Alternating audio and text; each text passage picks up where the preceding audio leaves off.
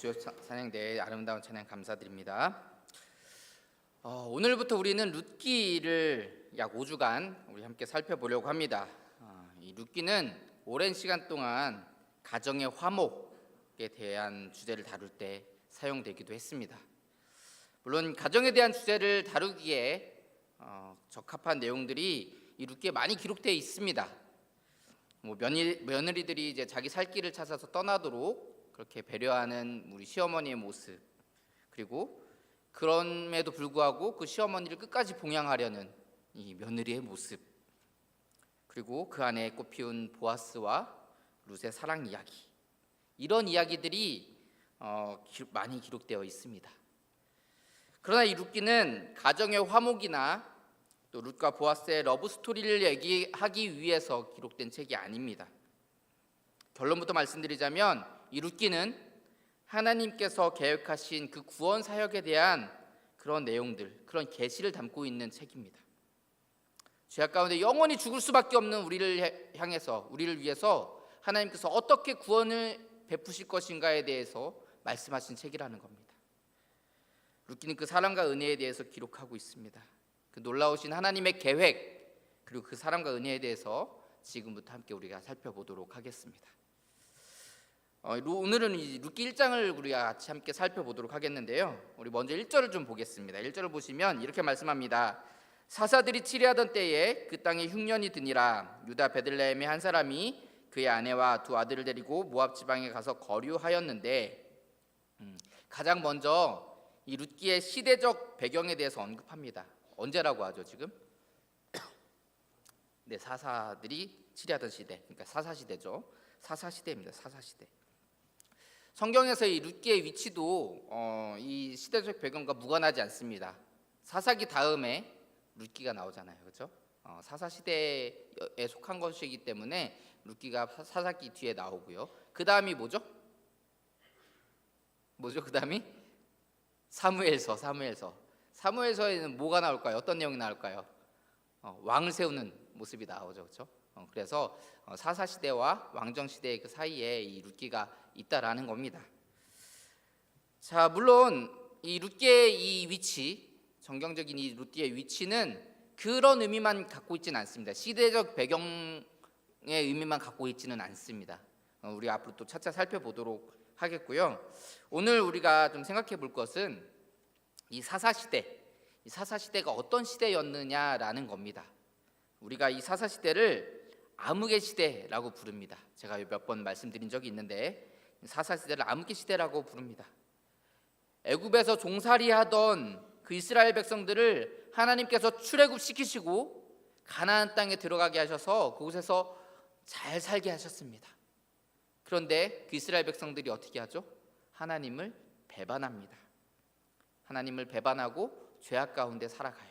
그런 모습들이 계속해서 반복됩니다. 우리가 잘 알듯이 이 사사기의 마지막은 이렇게 끝이 납니다. 사사기 21장 25절 말씀에 그때 이스라엘의 왕이 없으므로 사람이 각기 소견에 오른 대로 행하였더라. 하나님이 그들의 왕이 되어주시고 그들에게 법을 주셨어요. 시내산에서 그들에게 율법을 주셨어요. 우리가 그동안 살펴봤었죠.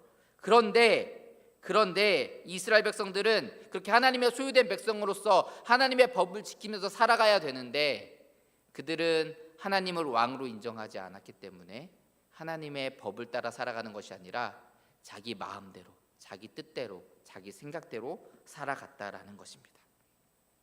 그러한 영적 암흑의 시대가 바로 이 사사시대였습니다. 여러분, 그러한 시대적 배경을 생각해 볼 때 이 오늘 본문에 나오는 이 엘리멜렉이라는 사람의 이름, 이 이름은 아주 의미 있는 이름입니다. 여러분, 엘리멜렉이라는 이름이 뭐냐면 무슨 뜻이냐면 하나님은 나의 왕이십니다 라는 뜻이에요. 하나님은 나의 왕이십니다. 자, 누가 왕이라고요? 하나님이 왕이시라고, 하나님이 나의 왕이십니다 라는 뜻입니다. 그런데 이 이름과 달리 엘리멜렉의 행동은 그러하지 않아요. 하나님을 왕으로 여기지 않는 행동을 하게 되죠.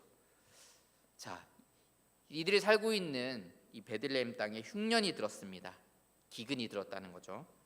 이 기근은 성경에서 아주 중요한 사건들의 매개체 역할을 하기도 합니다. 기근 때문에 수많은 일들이 일어났어요. 대표적인 예로 볼 수 있는 것이 우리 창세기에서 우리는 그 대표적인 예를 찾아볼 수 있는데, 이 창세기 12장에서 하나님은 아브라함을 부르시잖아요. 아브라함 부르셔서 하나님께서 지시하신 땅으로 가라고 합니다. 그래서 이 아브라함이 간 곳이 바로 그 가나안 땅이에요. 그 가나안 땅으로 갔습니다. 그 명령을 따라서 간 거죠. 그곳에서 여호와께 제단을 쌓고 여호와의 이름을 불렀더라, 이렇게 말씀합니다. 그런데 그 땅에 기근이 들어요. 그때 아브라함이 한 행동이 무엇일까요? 애굽으로 갑니다. 애굽으로 내려가요. 애굽에서 아브라함이 어떤 일을 행했습니까? 혹시 아시는 분 있으신가요? 많이 유명한 사건이에요. 자기 아내를 팔아먹습니다. 네, 자기 아내를 팔아먹어요. 바로에게 자기 아내를 팔아먹습니다. 자기 아내인데 이제 자기를 혹시 죽일까봐, 자기를 해할까봐 누이라고 불러라, 나를 누이라고 해라, 나의 누이라고 해라 해서 속여요. 그래서 바로가 사라가 이쁘니까 데려간 거예요. 그런 일들이 발생을 하죠. 그게 한 번이 아닙니다, 여러분. 한 번이 아니에요. 그 일을 겪고 나서 다시 이제 원래 살던 곳으로 하나님께서 명령하신 그곳으로 다시 옵니다. 가나안 땅으로 돌아와요. 그런데 다시 또 이 사람이 어디로 가냐면 그랄로 갑니다. 그랄로 갑니다. 그랄은 이제 블레셋 지방이에요. 블레셋 지방. 그 블레셋 지방으로 가서 그랄 왕 아비멜렉에게 자기 아내를 한 번 더 팔아먹습니다. 마찬가지로 자기를 해할까봐 누이라고 불러라라고 하고 한 번 더 팔아먹어요. 그런데 여러분, 이게 다가 아니죠, 그렇죠? 이 아브라함의 아들 이삭도 그 자기 아내 리브가를 자기 누이라고 속입니다. 그것도 어디 가서 그러냐면 지금 말한 그랄이에요. 똑같은 그랄입니다. 창세기 26장을 보면 그 땅에 또다시 흉년이 드니까 이삭이 그랄로 갔다라고 얘기합니다. 그리고 그 그랄 사람들에게 리브가는 내 누이다, 이렇게 얘기해요. 그래서 이제 사람들이 이제 리브가가 또 아름다우니까 이제 아내로 삼고 싶었던 사람들이 꽤 많았을 겁니다.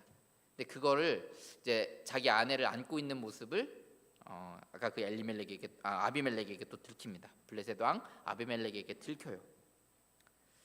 여러분, 믿음의 조상이라고 하는 이 아브라함과 또 그 아들 이삭이 이러한 말도 안 되는 일을 저지르고 맙니다.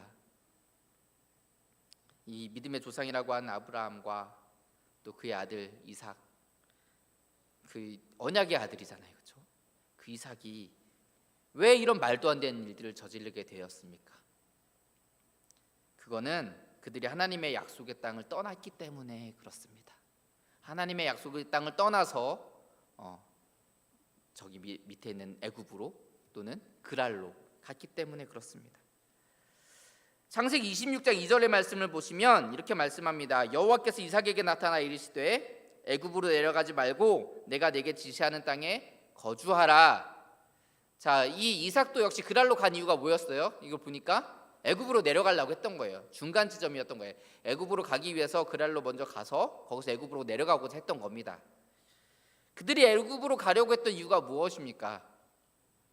그 땅에 기근이 들어서 먹을 게 없으니까 먹을 것이 풍족하다고 하는 저 애굽 땅으로 내가 가보자라고 했던 거예요. 그러나 그 일 가운데 이런 엄청난 일들을 저지르게 되는 거죠. 하나님의 약속의 땅을 떠나니까 이런 일들을 저지르게 되는 거예요. 하나님은 애굽으로 내려가지 말고 하나님께서 약속하신 땅에 거주하라라고 말씀하셨습니다.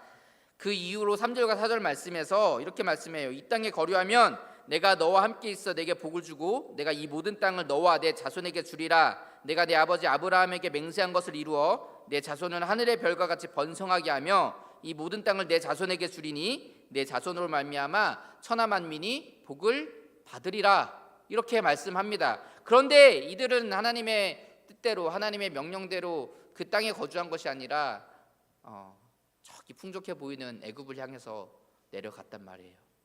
그 땅에 기근이 드니까, 어려움이 닥치니까. 결국 그래서 그들은 그곳에서 부끄러운 일을 저지르게 된 거죠.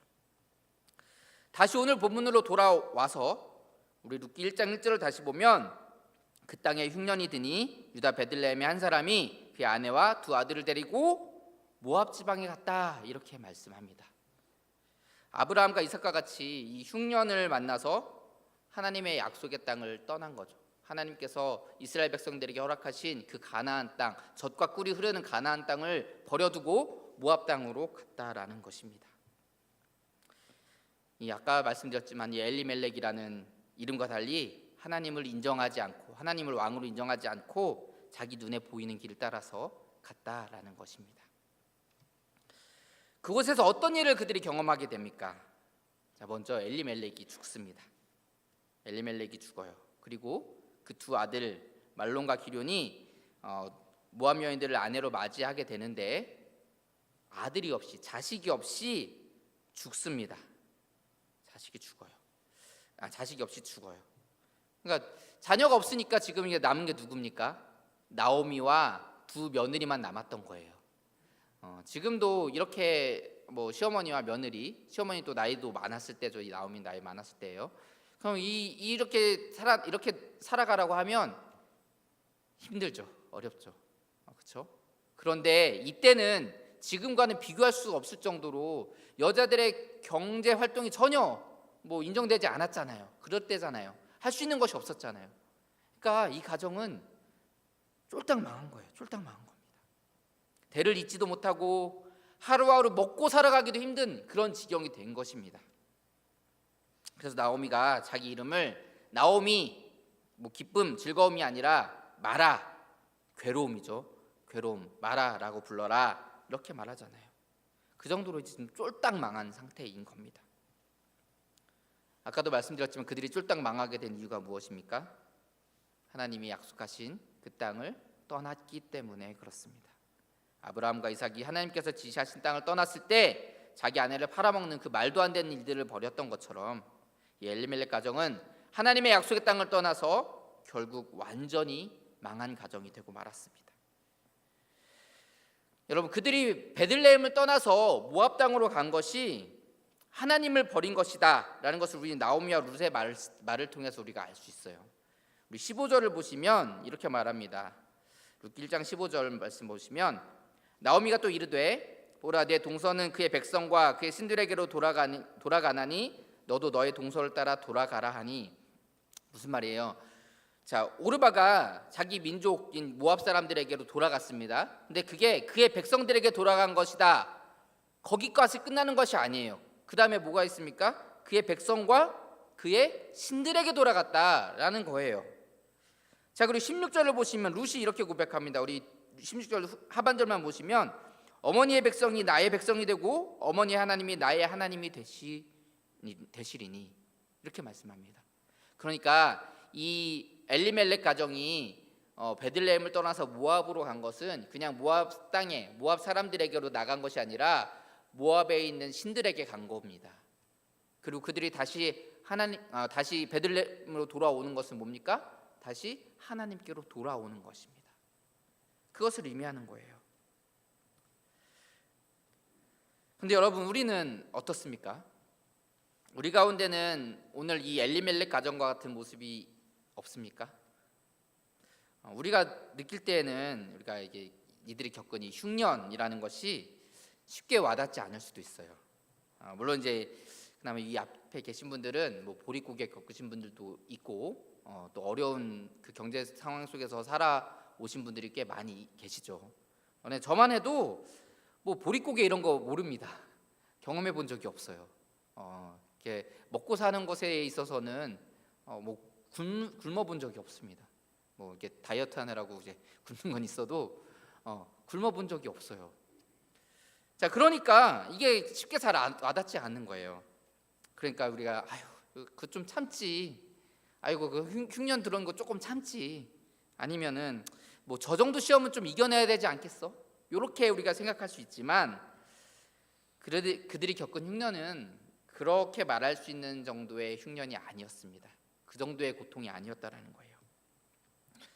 아까 제가 사사시대가 암흑의 시대라고 말씀드렸잖아요. 근데 그 사사시대 영적으로 타락하고 영적으로 소망이 보이지 않는 그 시대에 이 흉년이 찾아온 것입니다.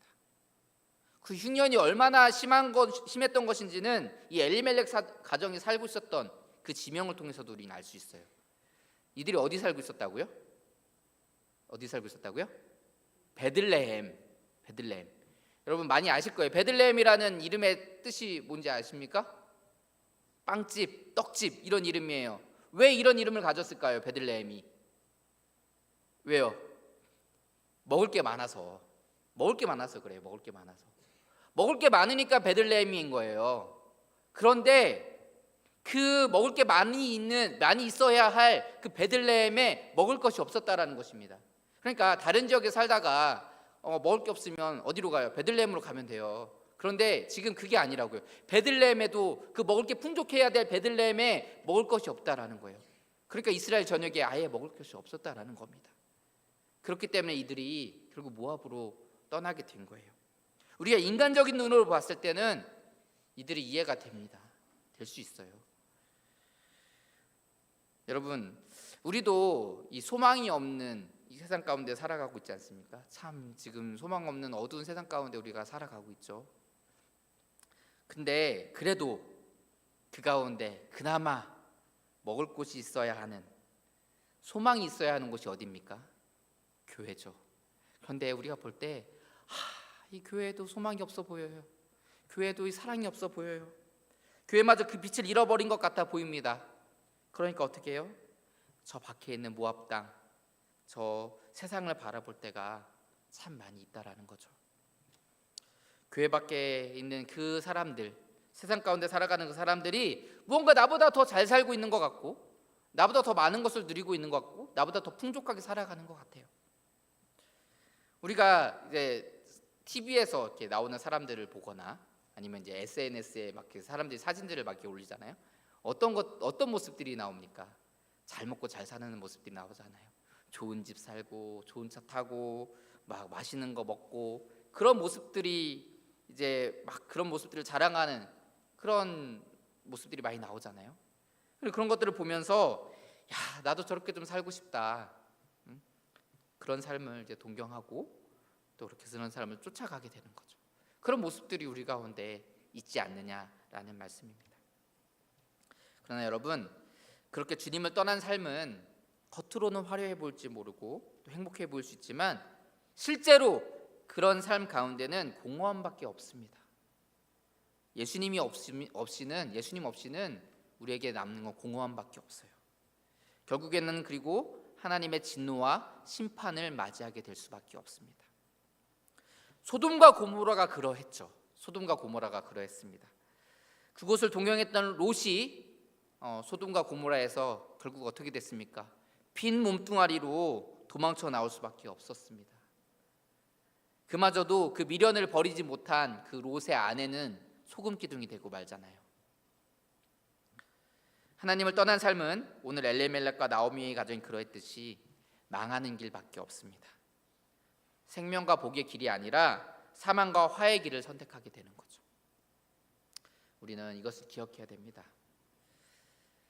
자, 그런데 진짜 중요한 얘기가 지금부터 시작됩니다. 이 하나님을 떠나서 모압 땅으로 갔던, 그래서 쫄딱 망하게 됐던 이 나오미의 귀에 베들레헴에 대한 소식이 들려옵니다. 6절을 볼까요? 6절을 우리가 같이 한번 읽어봅시다. 그 여인이 시작. 그 여인이 모압 지방에서 여호와께서 자기 백성을 돌보시사 그들에게 양식을 주셨다 함을 듣고 이에 두 며느리와 함께 일어나 모압 지방 돌아오려 하여 무엇을 들었습니까? 여호와께서 자기 백성을 돌보시사 그들에게 양식을 주셨다라는 말씀을 들었다라는 것입니다. 이게 복음인 거예요. 복음을 들은 겁니다. 이 나오미가. 이 소식을 들은 나오미의 행동은 어떠했습니까? 다시 베들레헴으로 돌아왔죠. 물론 우리가 다 알다시피 이 룻이 함께했습니다. 며느리였던 룻이 함께했습니다. 그리고 우리가 오늘 이 룻기 1장을 살펴봤지만 우리 룻기 4장 마지막에 있는 사장의 결말을 우리는 사실 다 알고 있죠. 어떻게 됩니까? 이 룻과 보아스가 결혼하고 그렇게 회복되는, 가정이 회복되는 놀라운 역사들이 일어나잖아요. 온전한 가정으로 이제 회복되게 되는 겁니다. 오늘 본문을 통해서 우리는 내가 있어야 할 곳이 어디인가를 생각해 볼 수 있습니다. 우리는 하나님과 함께 해야만 합니다. 창세기 5장을 보면 아담으로부터 노아에 이르는 그 족보가 나옵니다. 제가 이제 족보 이야기를 하면서 말씀드린 적이 있는데, 이 족보를 볼 때 모든 것이 다 그렇진 않지만 7번째와 10번째 인물을 중요하게 볼 필요가 좀 있어요. 자, 그래서 창세기 5장에 나오는 그 인물들 중에 7번째가 누군지 혹시 아세요? 7번째, 네, 에녹입니다. 에녹이고요. 10번째가 누구냐면 노아입니다. 노아. 이들의 공통점이 있습니다. 이들이 중요한 이유가 있어요. 창세기 5장 24절을 보면 이렇게 말씀합니다. 에녹이 하나님과 동행하더니 하나님이 그를 데려가심으로 세상에 있지 아니하더라. 에녹이 하나님과 어떻게 했다고요? 동행했다고요. 동행. 자, 이 노아도 마찬가지입니다. 창세기 6장 9절을 보면 이렇게 말씀합니다. 이것이 노아의 족본이라 말씀하시고, 노아는 이인이요 당대의 완전한 자라. 그는 하나님과 동행하였으며. 자, 창세기 5장에 나오는 이 중요한 두 인물 에녹과 노아가 왜 중요하느냐? 그들의 특징이 무엇이냐? 하나님과 동행했다라는 것입니다. 그들은 하나님과 동행함으로 다른 사람들은 누릴 수 없는 그 놀라우신 특별한 은혜를 입었습니다. 놀라우신 그 구원의 은혜를 입었다라는 것입니다. 에녹은 죽음을 보지 않고 하늘로 들려 올려졌고요. 노아는 모든 사람들이 다 멸망할 때에 홀로 구원받았습니다. 우리 역시 마찬가지입니다. 하나님과 동행하는 자가 하나님의 특별한 은혜를 누릴 수 있는 것입니다. 그런데 우리가 살펴본 대로 우리는 다 연약하잖아요. 그렇죠? 부족하잖아요. 하나님을 쉽게 배반하고 하나님을 떠나서 세상으로 나아갈 때가 참 많이 있습니다.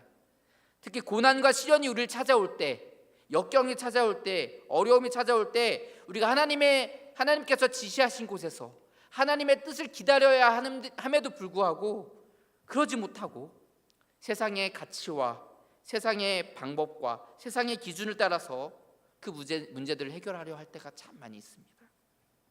우리 눈에 보이는 대로 그렇게 나아갈 때가 참 많이 있죠. 또 세상에 좋은 것을 쫓아나갈 때가 참 많이 있습니다. 그렇게 우리는 사망과 화의 길에 서 있을 때가 참 많이 있습니다. 너무나도 안타까운 현실이죠. 그러나 그때 우리가 한 가지 더 기억해야 될 사실이 있습니다. 그것이 무엇이냐면 하나님은 그런 우리를 그냥 두지 않으시고, 그냥 내버려 두지 않으시고 우리를 다시 불러주신다라는 것입니다. 하나님의 은혜를 떠나서 모압으로 갔다가 쫄딱 망했던 그 나오미의 가정을 하나님은 다시 불러주셨습니다. 그리고 그를 먹이시고 회복시켜 주셨습니다. 여러분, 룻기 1장이 오늘 1장의 마지막 절 22절을 볼까요? 22절을 보면 우리 같이 한번 읽어보겠습니다. 룻기 1장 22절, 나오미가 시작. 나오미가 모압 지방에서 그의 며느리 모압 여인 룻과 함께 돌아왔는데 그들이 보리 추수 시작할 때에 베들레헴에 이르렀더라. 아멘. 그들이 돌아왔는데 그때가 어느 때라고요? 보리 추수 시작할 때. 기가 막힌 타이밍 아닙니까, 여러분? 추수할 때는 먹을 게 많겠어요, 적겠어요? 많겠죠. 기가 막힌 타이밍인 겁니다. 그러니까 이 나오미, 정말 하나님을 떠나서 모압 땅에서 쫓겨 망한 이 나오미가 하나님께 돌아왔을 때 어떻게 보면 부끄러운 모습일 수 있습니다. 염치 없는 모습일 수도 있습니다. 그런데 그를 위해서 하나님은 어떻게 해주셨다고요? 먹을 것을 예비해 주셨다고요. 사랑하는 성도 여러분, 우리는 주님을 떠나서는 아무것도 할 수 없습니다. 우리는 그런 존재예요. 그렇죠? 우리는 그런 존재입니다. 그래서 우리는 어떠한 어려움과 고난이 있어도 주님 품 안에 있어야 됩니다. 그런데 우리가 부족하고 연약해서 그러지 못할 때가 참 많이 있잖아요. 그렇게 믿음에 굳게 서 있지 못하고 주님의 품을 떠나 살아갈 때가 참 많이 있습니다. 그러나 그렇게 주님 품을 떠나 있을 때에도 주님은 우리를 다시 주님 곁으로 불러주십니다. 주님은 우리를 찾으시고 우리를 기다리십니다. 그리고 우리가 주님께로 돌아오기만 하면 우리를 먹이시고 돌보시며 회복시켜 주십니다. 그 주님의 귀한 음성 가운데 올바로 반응하여서 주님 앞에 돌아오시기 바랍니다. 이렇게 돌아오라는 주님의 음성을 듣고 주님께 돌아와서 주님께서 주시는 참된 평안과 참된 기쁨, 참된 위로를 누리시는 주의 거룩한 백성들 되시기를 주의 이름으로 축원합니다. 기도하겠습니다. 사랑의 하나님, 부족하고 연약한 저희들을 사랑하시고 인도하심을 감사드립니다.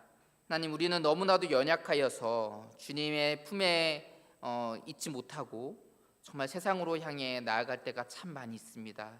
그러나 그런 저희들을 오늘도 불러주시고 정말 우리가 돌아올 때에 주님 우리를 품에 안으시고 우리에게 참된 평안과 기쁨과 또한 놀라운 회복의 역사를 허락하시는 줄 믿고 감사드립니다.